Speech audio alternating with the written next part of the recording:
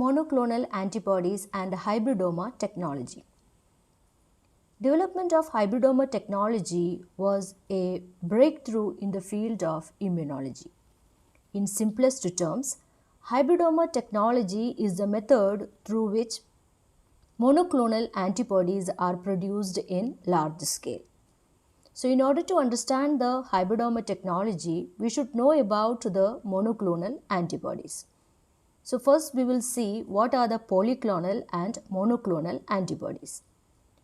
We know that antibodies are the immunoglobulins produced against the antigen by the activated B lymphocytes. The antigen can be any foreign particle and it can be the pathogens like bacteria, virus, fungus, etc. Once the antigen is bound to the B cell receptor, the B cells are activated and these activated B cells will differentiate into the plasma cells and memory cells. Plasma cells will proliferate to form clone of cells and they will produce large number of antibodies. And thus produced antibodies are targeted against the antigen that had stimulated the entire process. But usually the antigens will have multiple antigenic determinants or epitopes. The specific part of the antigen that is binding with the antibody is known as the epitope, and each antigen will be having multiple epitopes or antigenic determinants on its surface. So each epitope will be binding with a specific antibody on the B cell. It will stimulate the production of a particular class of or clone of plasma cells, which will produce antibodies against the epitope that had stimulated all the process. Hence, on encountering an antigen, multiple clones of B cells are generated, which will result in the production of antisera containing antibodies or immunoglobulins of different classes with specificities against different epitopes of the same antigen. Such antibodies are called polyclonal antibodies. In this diagram, we can see a single antigen with multiple epitopes, and if the B cells are producing antibodies against all these different types of epitopes, then those antibodies are called the polyclonal antibodies.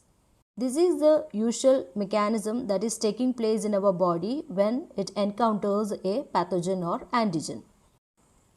If the antibodies are produced by clones of a single B lymphocyte, then the antibodies will be directed against a single antigenic determinant or epitope. Such antibodies are called the monoclonal antibodies. In the diagram, we can see the antigen with multiple epitopes, but the antibodies produced by the B cells are targeted against a single epitope or antigenic determinant on its surface. So such antibodies are called the monoclonal antibodies. In other words, monoclonal antibodies are identical antibodies with the same specificity, whereas polyclonal antibodies are heterogeneous population of immunoglobulins. Production of monoclonal antibodies usually take place under laboratory conditions, and these monoclonal antibodies are useful tools for diagnostic and research techniques. The technique used for the production of large amount of such monoclonal antibodies is called the hybridoma technology. So the purpose of hybridoma technology is to produce the monoclonal antibodies in large amount so that it can be used for various diagnostic and research purposes. Now we will see what hybridoma technology is. As we already said, hybridoma technology is a versatile and efficient method for large-scale production of monoclonal antibodies against desired antigen. Hybrids means the cells that are produced by the fusion of two different types of cells.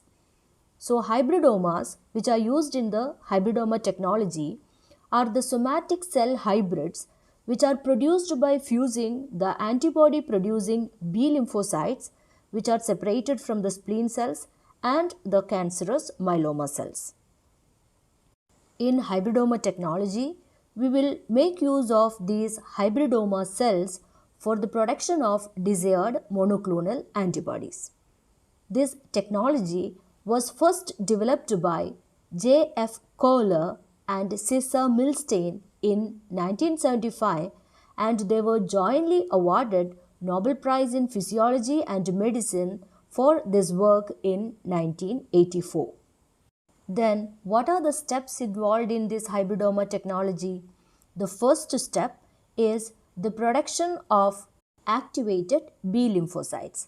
So, in order to produce the activated B lymphocytes, the first step is immunization of laboratory animals with the antigen against which we have to produce the monoclonal antibodies.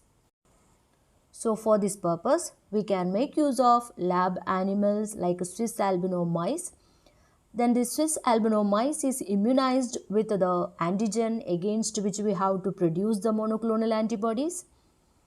This antigen will be having multiple epitopes on it, as we already said. B lymphocytes will get activated against each epitope that is present on this antigen. After a few weeks, the immunized mice is sacrificed and spleen is removed from it aseptically.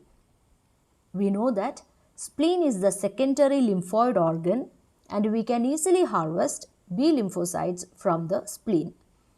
So the spleen is subjected to mechanical and enzymatic disruption followed by density gradient centrifugation to separate the activated B cells from the normal B cells that are present in the spleen. So now we have B cells that are capable of producing antibodies against the multiple epitopes of the injected antigen. Means from these B cells what we get is the polyclonal antibodies. We will see what all things we have to do in order to get the monoclonal antibodies. So now the activated B cells are ready, which have to be fused with the myeloma cells in order to produce the hybridomas. So the next step or the second step is the fusion of cells to produce the hybridomas.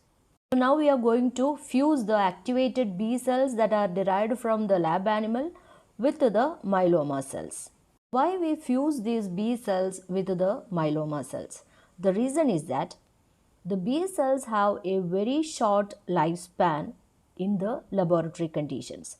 They cannot divide indefinitely in the culture media. But the myeloma cells, that is the blood cancer cells, they can divide indefinitely for longer periods in the culture media, as uncontrolled division is the characteristic feature of cancer cells. The purpose of fusing these B cells with the myeloma cells is to make the B cells immortal. Myeloma cells we use in hybridoma technology are actually mutated myeloma cells. Myeloma cells are cancerous B cells or the plasma cells that can divide indefinitely in culture media. But unlike the normal B cells, they cannot produce immunoglobulins or the antibodies. In the myeloma cells that are used for hybridoma technology, two genes are mutated. The first gene that is mutated is HGPRT, that is hypoxanthine phosphoribosyl transferase gene. HGPRT is the key enzyme that is involved in the synthesis of nucleotides during cell division. During cell division, the nucleic acid synthesis is taking place either by de novo synthesis or through the salvage pathway. If the nucleotide synthesis has to be taken place through the salvage pathway, then this HGPRT enzyme is required. Means the mutated myeloma cells can synthesize the nucleotides only through the de novo pathway. Enzyme required for the salvage pathway is absent in them. The second mutated gene in this myeloma cells is the immunoglobulin gene, that is the Ig gene. Because of the mutation in this particular gene, the myeloma cells could not synthesize their own antibodies like the normal B cells. So the myeloma cell that is used in the hybridoma technology is represented as HGPRT negative and Ig negative. Both these genes are mutated in the myeloma cells. So in order to produce the hybridomas, activated B cells that are isolated from the spleen and the myeloma cells are fused in the presence of chemical fusogen polyethylene glycol. After this fusion, we usually get 5 different types of cells. And these 5 types include the unfused B cells, fused B cells, means which is produced by the fusion of 2 different B cells, unfused myeloma cells, fused myeloma cells, and the hybrid cells. Hybrid cells are produced by the fusion of the B cells and the myeloma cells. So we actually need these hybridomas or the hybrid cells. So these hybridomas will be of different types depending on the type of B cell that is fused with the myeloma cells. So next task is the selection of these hybridomas from the mixture of above cells. So the third step in hybridoma technology is the isolation of the hybridomas from the mixture of other cells using a selective medium. Usually the selective medium used here is the HAT medium, HAT medium. HAT medium is actually hypoxanthine aminopterin thymidine medium. HAT medium is a selection medium for mammalian cell cultures. As we have already seen, during cell multiplication, the nucleic acid synthesis takes place in 2 pathways. One is the de novo pathway and other one is the salvage pathway.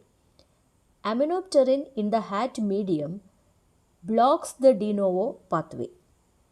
Hence, the only cells that can synthesize the nucleic acid using the salvage pathway can survive in the HAT medium.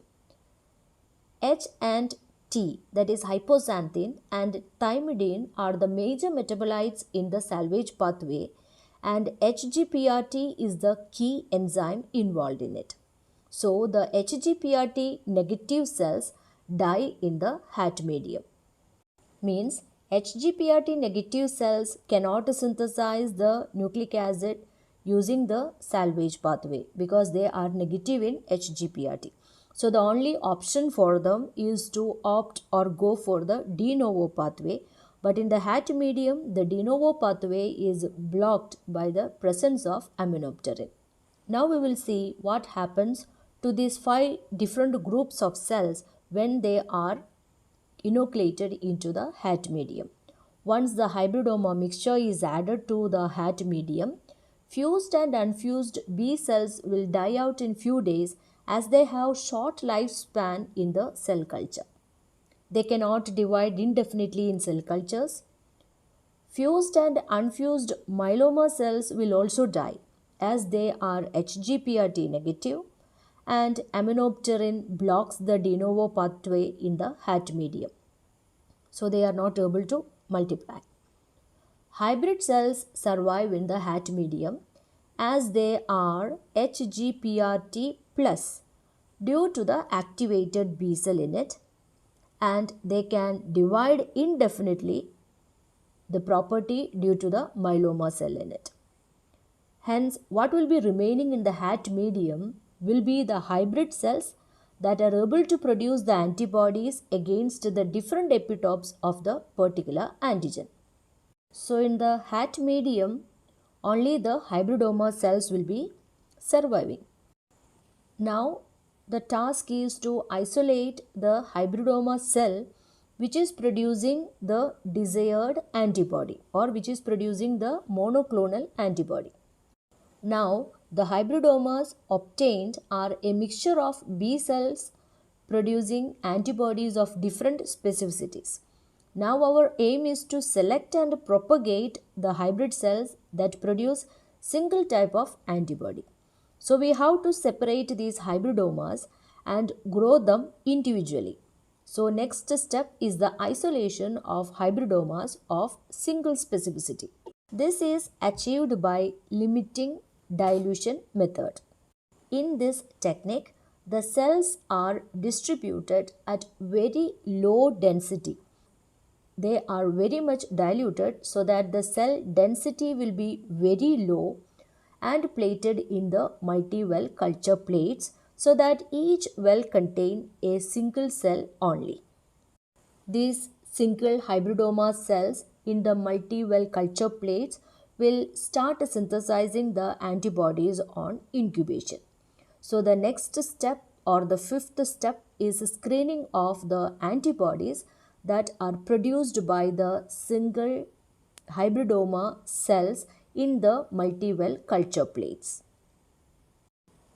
For this process, usually the supernatant is collected from the culture plates and the antibodies are analyzed by the techniques like ELISA and RIA. By using either ELISA or RIA, we will be able to identify the hybridomas or the cells that are producing the desired antibodies. So once these hybridomas producing the desired antibodies are identified, they are isolated, cloned and propagated in suitable media. Thus, we can obtain the hybridomas that are producing the antibodies of single specificity or the monoclonal antibodies. The final step or the seventh step in hybridoma technology is the characterization and storage of monoclonal antibodies. So finally, the monoclonal antibodies are characterized and they are stored usually in the liquid nitrogen. Now they can be readily used in treating and diagnosing diseases. Coming to the advantages and applications of hybridoma technology, discovery of hybridoma technology was a revolution in immunology. Hybrid cells can be maintained indefinitely in cultures for the continuous production of monoclonal antibodies in vitro. In vivo maintenance is also possible. In vivo maintenance can be done by injecting the hybrid cells in the intraperitoneal cavity of mice, and monoclonal antibodies can be harvested from the ascitic fluid produced. Hybrid cells can be frozen and can be kept for prolonged usage. It is a powerful tool for passive immunization. Passive immunization means injecting the ready-made antibody in emergency conditions. So, the monoclonal antibodies can be used for passive immunization. Monoclonal antibodies also have numerous therapeutic, diagnostic, and research applications. They are very useful in the diagnosis of various diseases like bacterial, viral, and diseases by other antigens. Also, the monoclonal antibodies against various antigens are now used in commercially available immunofluorescence and ELISA kits.